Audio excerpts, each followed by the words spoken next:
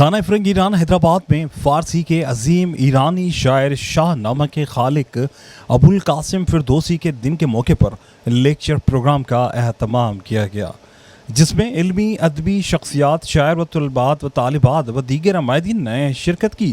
Lecture programme کے دوران معروف اسکالر، سماجی شخصیت جامی چانڈیو نے موضوع کے حوالے سے تفصیلی خطاب کرتے ہوئے کہا کہ فردوسی ایران کے وہ عظیم شاعر تھے جن کی شاعری ایرانی تاریخ، ایران کی تہذیب اور ثقافت کی بہترین عکاسی کرتی ہے۔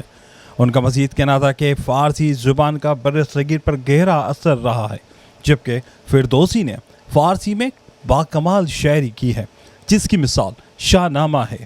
پروگرام کے دوران خانہ فرنگ ایران حیدرآباد کے ڈائریکٹر رضا پارسان نے اظہار خیال کرتے ہوئے شرکا کا خیر مقدم کیا، جبکہ دیگر مقررین نے ایرانی شاعر فردوسی پر تفصیلی روشنی ڈالی۔ بسم الله الرحمن الرحیم. 25 اردیبهشت ما در تقویم ایران روز بزرگداشت فردوسی و همچنین روز بزرگداشت و پاسداشت زبان فارسی است. این نشون دهنده نقش بزرگ و مهم فردوسی در زنده نگه داشتن زبان فارسی از 1000 سال پیش تا کنون هست. ما در خانه فرنگ حیدرآباد امروز یک نشست خیلی خوبی داشتیم، با استقبال خیلی خوبی مواجه شد در خصوص فردوسی و شخصیت تاثیرگذار او در زبان فارسی.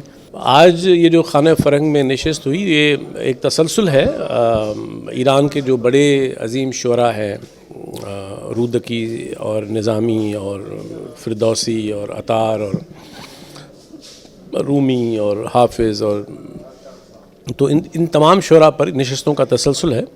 تو اس سے پہلے ہم کافی نشست کر چکے ہیں۔